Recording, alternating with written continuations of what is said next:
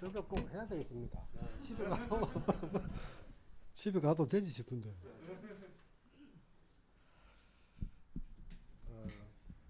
오랜만에 찬양 너무 은혜스럽고 기쁘게 들었습니다. 고맙습니다. 오늘도 이렇게 1주년을 맞이해서 많은 분들과 함께 예배 드리게 됨을 더욱 기쁘게 생각합니다. 지금 사순절 기간에 우리가 탄소 금식 그 운동에 동참하는 차원에서 오늘 말씀을 준비했습니다. 제가 이 말씀은 이 코로나가 시작되고부터 계속 고민하던 문제를 오늘 이렇게 여러분들과 함께 말씀을 통해서 나누게 되었습니다. 설교를 시작하면서 제가 여러분들한테 질문을 한 가지 던지겠습니다. 산수입니다. 아주 쉬운 문제입니다. 여러분 파괴사 올라가시면은 왼쪽 편에 그 연못 보셨습니까? 연못, 아주 연못이 큽니다. 그 여름에 가면은 거기에 연꽃이 많이 피어 있습니다. 이 수련에 관한 질문입니다. 하루에 2배씩 넓혀가는 수련이 있습니다. 하루에 2배씩. 29일째 수련이 연못의 절반을 덮었습니다. 자, 그러면 연못을 다 덮기까지 얼마 만의 시간이 필요합니까? 예?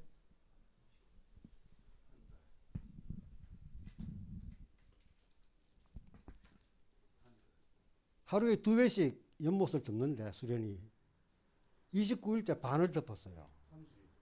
그러면 마지막 반은 다 덮기 위해서는 며칠이 필요합니까? 하루죠. 이것은 1972년도 로마 클럽이 발표한 성장의 한계라는 보고서의 마지막에 나오는 내용입니다.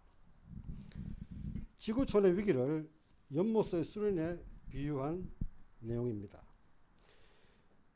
오늘날 우리가 코로나를 맞이해서 지구촌의 종말이 하루밖에 남지 않은 그런 상태입니다. 그런데도 우리는 아직까지 마치 29일이나 남은 것처럼 위기의 심각성과 절박성을 깨닫지 못하는 상황입니다. 72년도에 발표한 이 로마 클럽의 이 성장의 한계라는 내용의 가운데 내용에서 지금과 같은 삶의 방식으로는 인류는 100년밖에 존속하지 못한다고 합니다. 그리고 72년도에 100년 했으니까 2072년 앞으로 50년밖에 남지 않았습니다. 지금 우리가 지금과 같은 일상의 삶을 산다면 인류가 공멸할 수밖에 없는 그런 상황입니다. 코로나도 그 과정 중에 우리가 겪고 있는 현 실태입니다. 우리 사진 한 장 보여주시겠습니까? 이거 요즘 지난주에 나온 뉴스인데 혹시 보셨습니까? 남극의 얼음이 갈라지는 사진입니다. 지구온난화가 얼마나 심각한가를 단면적으로 보여주고 있습니다. 이 남극과 북극의 얼음이 다 녹음으로 인해서 해수면이 증가해서 지대가 낮은 수많은 나라들이 수몰될 그런 상황에 지구가 놓여 있다는 사진입니다. 그러면 우리 인류가 어떻게 해서 이렇게 이 지구 위기를 겪게 됐는가를 제가 좀 학문적으로 조금 공부를 좀 해봤습니다. 여러분 프란시스 베이컨 아시죠? 베이컨이 그 유명한 한 문장이 있는데 혹시 아십니까? 아는 것이 힘이다. 들어보셨죠? 근데 그 아는 것, 그 지식이 과연 무엇인가를 제가 설명해 드리겠습니다. 이 당시 그 르네상스 시대의 사람입니다. 프란시스 베이컨이. 그 당시 학문은 실용성과 효용성으로 과학이 급격하게 발전하던 시대였습니다. 그로 인해서 항해술이 발달하고 또 나침반이 발견됨으로 인해서 지리상의 발견, 그죠? 수많은 나라들이 식민지를 개척하던 그런 시대 상황입니다. 또한 종교적으로는 르네상스 이전만 해도 신 중심의 사회였습니다. 자연을 볼 때도 늘 신을 생각했습니다. 그런데 르네상스 이후에는 신 중심 사회가 인간 중심의 사회로 급격하게 변화되었습니다. 이는 다시 말하면 교회라는 공동체 중심보다는 개인을 우선시하는 사회로 급격하게 변모되었다는 말씀입니다. 그래서 베이컨이 아는 것이 힘이다 라고 말했을 때 그 아는 것, 지식은 자연을 이용하는 수단으로 삼은 내용입니다. 쉽게 말하면 지식을 통해서 자연을 정복의 대상으로 여겼다고 본 사람이 바로 프란시스 베이컨입니다. 그 데카르트도 마찬가지입니다. 그 존 로크 아시죠? 통치론을 쓴 존 로크가 이렇게 말했습니다. 똑같은 내용입니다. 자연 그대로 둔 땅은 황무지이다. 인간이 자연의 속박에서 해방되어야 된다. 그러므로 황무지를 개발해서 그 개발을 통해서 이익을 얻어서 우리의 행복을 누려야 된다는 이 말입니다. 그 프란시스 베이컨이나 데카르트나 존 로크나 똑같은 내용입니다. 쉽게 말하면 자연을 정복의 대상으로 삼았다는 말씀입니다. 그래서 베이컨은 새로운 애틀란티스, 다시 말하면 이 새로운 애틀란티스는 그 유토피아를 말합니다.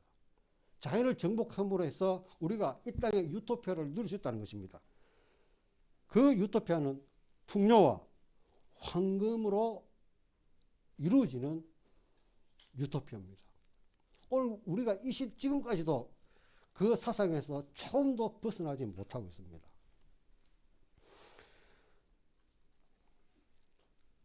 영국의 경제학자이면서 탈성장 이론을 주장한 그 세르주 라투시라는 학자가 있습니다. 그 낭비 사회를 넘어서라는 책에서 오늘과 같은 과학기술 문명의 사회를 이렇게 표현하고 있습니다. 성장이라는 마약에 중독된 사회. 그렇죠. 산업기술의 발전으로 고도의 성장을 이루어 풍요한 사회를 이룸으로 해서 모두가 행복과 풍요를 누린다고 말한 내용입니다. 그러나 실제로 지금 우리가 코로나 이전만 해도 그냥 기후위기에 대한 많은 얘기가 있지만은 코로나 이전만 해도 우리 일상이 멈춰서진 않았습니다. 그죠? 그러나 코로나가 딱 전 지구화로 번짐에 따라서 우리의 일상이 그만 멈추는 이런 지점에까지 이르게 되었습니다. 이는 코로나뿐만 아니고 생태위기, 또한 급격한 인구 증가, 이로 인한 식량 부족, 이런 모든 현상은 지금 우리가 겪고 있는 문제입니다. 이런 위기가 가면 갈수록 더 심화되고 있다는 사실입니다. 산업화 이후에 과학의 발달로 인해서 인간 중심의 사회를 이룸으로 해서 인간의 오만함과 그 자만이 자연에 엄청난 피해를 끼치고 그로 인해서 자연으로부터 우리 인간이 그 피해를 감당하지 않으면 안 되는 상태에 이렇습니다.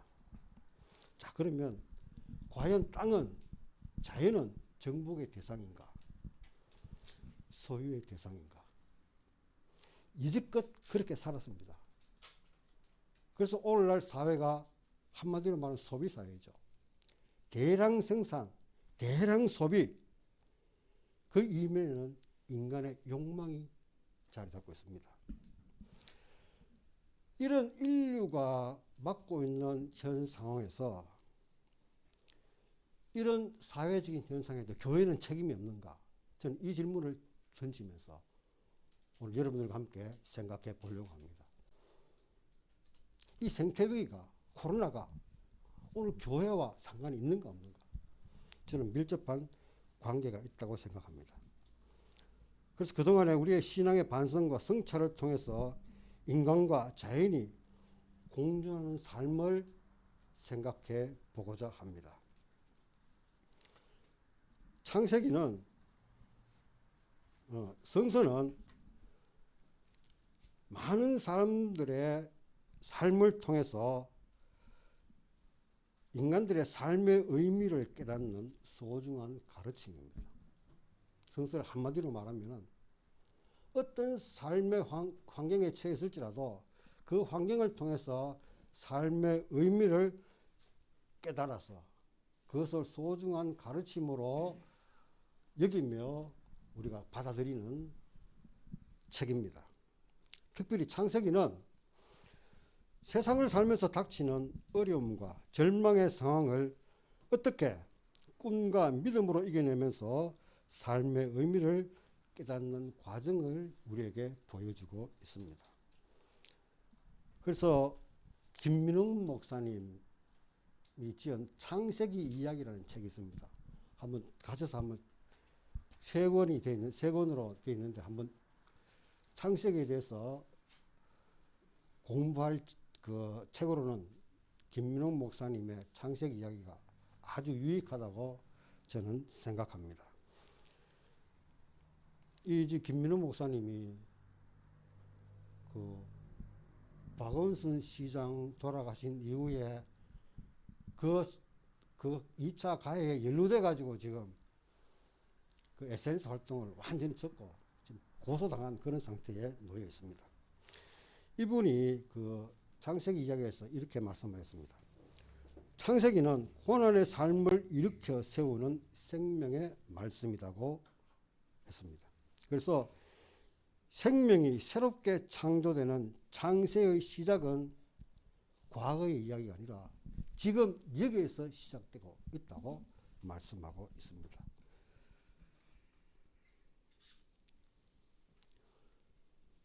성서를 한번 펴보시죠. 창세기 1장 2절 3절 피지 마세요. 다 절어보세요. 제가 읽어드릴게요. 한번 느껴보세요. 땅이 혼돈하고 공허하며 흑암이 깊음 위에 있고 하나님의 영은 수면 위에 운행하시니라. 하나님이 이르시되 빛이 있으라 하시니 빛이 있었고. 태초는 혼돈과 공허와 어둠에서 빛으로 바뀌는 순간입니다.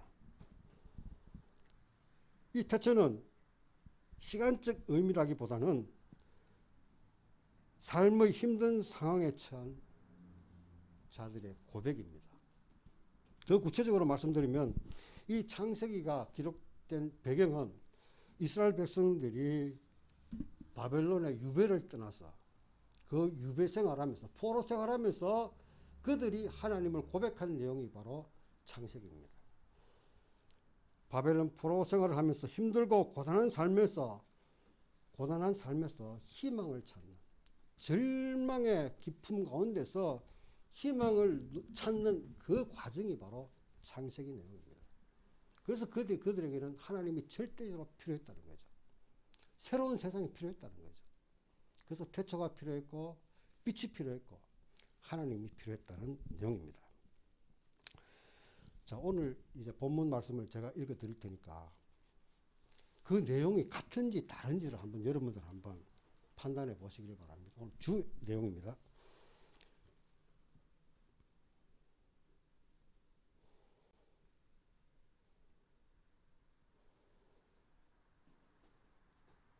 하나님이 그들에게 복을 주시며 하나님이 그들에게 이르시되 생육하고 번성하여 땅에 충만하라. 땅을 정복하라. 바다의 물고기와 하늘의 새와 땅에 움직이는 모든 생물을 다스리라 하시니라. 하나님이 남자와 여자를 지으시고 그에게 주시는 말씀입니다. 2장에 보면 2장 15절에 보면은 여호와 하나님이 그 사람을 이끌어 에덴 동산에 두어 그것을 경작하며 지키게 하시고. 이 두 본문을 여러분들 어떻게 느끼십니까? 같은 내용입니까? 다른 내용입니까? 문자적으로 우리가 받아들이면 전혀 다른 내용입니다. 그러나 내용적으로는 사실은 같은 내용입니다.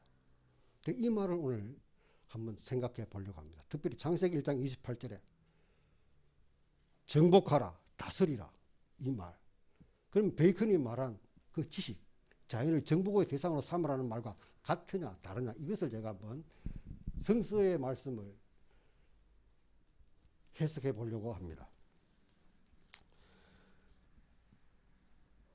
그 앞부분에 보면은 풀하고 채소하고 열매를 지으십니다. 그 내용을 읽어보면은 그 생명이 약동하는 기운을 그 식물들을 통해서 우리가 느낄 수가 있습니다. 그리고 또한 동물을 보면은 24절, 25절에 보면은 기는 짐승, 뭐 나는 짐승, 이 동물의 그 다양한 형태를 가지고 동물을 지으시는 모습을 볼 수가 있습니다. 그 이후에 보면은 자연을 통해서 자연이 얼마나 풍요한가. 특별히 본문에 보면은 땅에 충만하라 이 내용이 자연에게 모든 것들이 충분히 존재하게끔 창조하신 것을 우리가 볼 수가 있습니다. 오늘 제가 더 집중해서 생각해 볼 내용의 말씀은 땅을 정복하라, 짐승을 다스리라, 정복과 다스리라 이 말을 생각해 보려고 합니다. 땅을 정복하라, 다스리라 이 말의 진정한 의미는 이 김민욱 목사님의 창세기 이야기라는 책에 나오는 내용입니다. 땅을 정복하고 모든 생물의 지배자가 되어 자기의 욕망에 따라 마음대로 하라는 의미가 아닙니다. 땅과 생물을 소중히 여기며 지켜내는 것이 인간의 책임이며 그것이 진정한 다스림이라는 것입니다. 모든 생물, 풀잎 하나, 작은 동물 하나, 그 생명을 소중히 여기고 그것을 지켜내는 책임이 곧 우리가 피조 세계 전체를 다스리는 그 역할이라는 내용의 말씀입니다. 모든 생명을 돌보고 살리는 일이 인간이 해야 할 과제입니다. 그 창세기 2장 15절에 보면 더 구체적으로 말해주고 있죠. 이 창세기 2장 15절의 말씀은 우리에게 저에게는 굉장히 와닿는 내용의 말씀입니다. 여호와 하나님이 그 사람을 이끌어 에덴 동산에 두어 그것을 경작하며 지키게 하시고. 경작이라는 말은 노동입니다. 일을 하면서, 그 자연 속에서 일을 하면서 또한 지키게 한다라는 이 말은 그 영어로 보면은 take care of, 돌봄을 말해요. 돌봄. 모든 자연을 지키고 보호해야 될 책임이 인간에게 주어졌다는 내용의 말씀입니다. 이것은 곧 한마디로 말하면 청지기적 사명이 우리 인간에게 주어졌다는 것입니다. 그것은 바로 인간과 자연이 공존해야 하는 삶을 창세기를 통해서 우리가 깨닫게 되는 내용의 말씀입니다. 이제 말씀을 정리하면서 그러면 이런 시대에 우리가 어떻게 살아야 하는가? 그 낭비 사회를 넘어서 라투이스 그분의 책에 나오는 내용입니다. 어느 분이 간디에게 물었습니다. 마하트마 간디에게 물었습니다. 인도가 영국처럼 부강하길 바랍니까? 간디가 대답했습니다. 그렇게 되려면 지구가 몇 개나 더 있어야 할까요? 아주 심각한 질문이죠. 우리가 더 성장하기를 원한다면 지구가 한 개로는 부족하다는 말입니다. 지구는 모든 사람들의 필요를 충족하기에 충분하지만 단 한 사람의 욕망을 채우기에는 불충분합니다. 레스터 브라운이라는 지구정책연구소장이 지은 앵그리 플래닛이라는 책에는 이렇게 말하고 있습니다. 2030년, 한 12년도 안 남았죠. 식량과 물 부족, 또한 석유가 폭등, 기후위기, 이런 생태위기로 인해서 2030년에 대격변이 일어난다고 예고하고 있습니다. 지금과 같은 우리의 삶을 계속 살아간다면 대격변을 우리는 피할 수 없는 상황에 처했습니다. 또한 플랜 B라는 책에서 이렇게 말하고 있습니다. 2030년까지, 작년이죠. 2030년까지 탄소 배출량 80% 감소, 2040년까지 세계 인구 40억, 또한 빈곤 퇴치, 숲과 토양과 대수청과 어장을 보존하지 않고는 인류에게는 미래가 보장되지 않는다는 말입니다. 우리 사진 마지막 두 장 보여주실래요? 제가 설교 준비하면서 제목을 찾았는데 너무 멋지더라고요. 세상에서 가장 풍요로운 춤, 멈춤입니다. 또 한 장 더 보여주시죠. 우리의 새로운 일상은 걷기로 시작해야 됩니다. 저도 차 타고 왔지만은 우리는 걷는 것보다는 차에 더 익숙해져 있습니다. 이 삶이 바뀌어야 됩니다. 코로나19로 세계가 성장해서 멈추었습니다. 우리의 일상은 그럼에도 불구하고 좀처럼 변하지 않고 있습니다. 코로나19는 우리에게 새로운 일상을 요구하고 있습니다.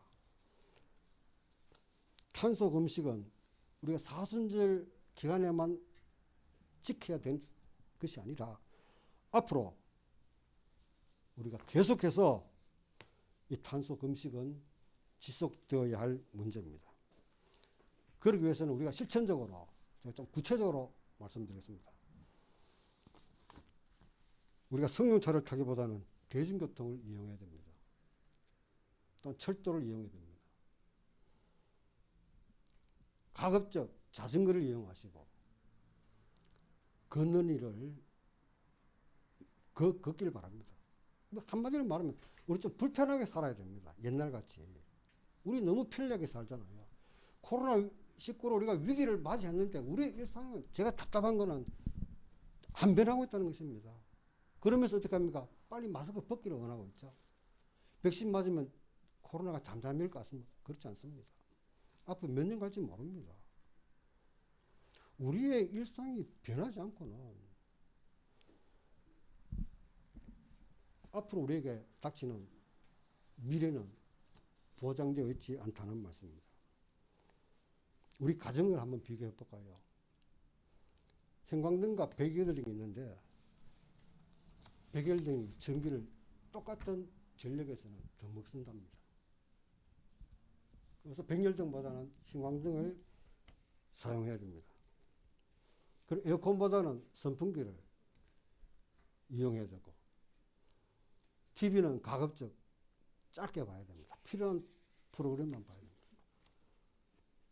이건 제가 컨설 칠 수 있는 건 저희 집에 에어컨도 없고 TV도 없습니다. 그리고 일회용 대신에 우리가 재사용해야 되죠. 그럼 플라스틱, 비닐 같은 거 분리수거 철저히 해야 됩니다. 그리고 제가 어제 우리 딸내미도 집에 왔길래 이 얘기를 하면서 했습니다. 여러분, 변기에 물 그 뒤에 땡겨 있죠. 그 벽돌 하나 씩 넣었어요. 그만큼 물이 소비가 덜 되잖아요. 내 하나는 그 물의 양이 얼마 되지 않지만은 우리 전국의 모든 가정들에서 소비되는 그 물을 생각해 보십시오. 벽돌 한 장 넣음으로 인해서 그만큼 물 소비가 준다는 것입니다. 앞으로는 지금 그 물도 위기입니다. 지금 먹는 물 찾아서 우리도 앞으로 언제까지 먹을 수 있다는 보장이 없습니다. 그 육류 대신 채식을 하고 가공식품은 자제해야 됩니다. 특히 고기를 먹더라도 소고기는 적게 먹으십시오. 소 한 마리 키우기 위해서 들어가는 곡물, 인간보다도 짐승을, 소를 키우기 위해서 들어가는 곡물이 엄청납니다. 그로 인해서 나오는 또 물도 다른 동물들도 소하고 돼지가 곡물뿐만 아니라 물도 엄청나게 많이 소비합니다. 고기를 드시려면 가급적 소하고 돼지보다는 닭고기를 드시는 게 낫답니다. 그리고 물고기 드시는 게 낫고.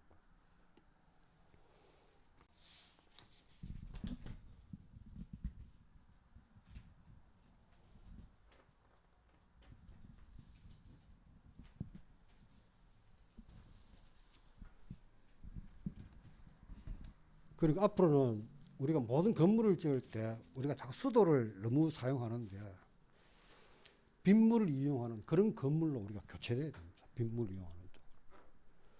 제가 예전에 그 아프리카의 우물 파주는 그 일에 제가 관심을 많이 기울였는데 그 우물도 바람직한 일이 아니랍니다. 왜냐하면 지하수가 한정됐잖아요. 지하수를 많이 빼내면은 집안이 침하된다고. 그래서 빗물을 이용하는 이것이 가장 좋답니다. 일본만 해도 이게 굉장히 잘 발달되어 있습니다.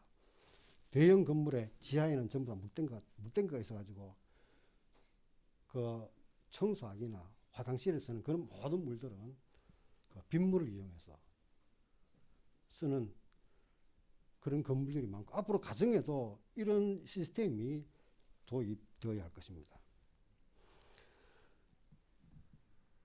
우리가 지구적으로 소비하기보다는 지역적으로 삶을 살아내는 것이 중요합니다. 지구는 소유의 대상이 아니라 우리 인류가 함께 살아야 할 집입니다. 집. 우리의 집입니다. 나의 탐욕의 대상이 아니고 나의 소유의 대상이 아니고 그 자연을 통해서 우리나라가 내가 더 많이 가지는 것이 꿈이라면은 우리는 함께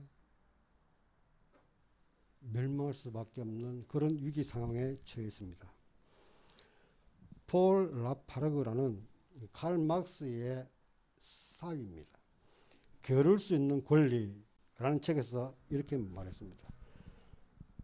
가만히 멈추어서 바라볼 시간이 필요하다. 멈춤이 바로 그런 시간이죠.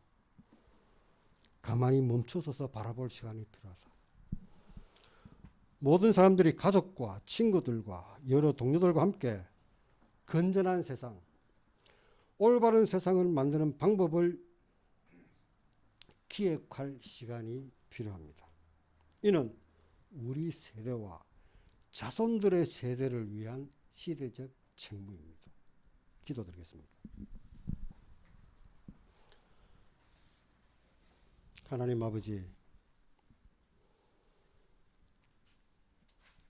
오늘도 말씀 앞에서 우리의 삶을 돌아볼 때 그동안에 우리의 신앙이 너무나 세속화되어 소유와 처음으로 가득한 우리의 모습들을 고백하며 이제 우리가 어떻게 살아야 할까를 하나님께서 에덴 동산을 통하여 우리에게 주신 그 청지기적 사명을 깨달으며 그 일을 감당해낼 수 있는 저희들 되게 해 주시옵소서. 여지껏 우리는 편리한 삶을 추구하였지만 그런 삶을 통해 우리의 미래가 보장되어 있지 않다는 이 현실 앞에서 우리가 조금은 불편하더라도 하나님이 만드신 이 세상을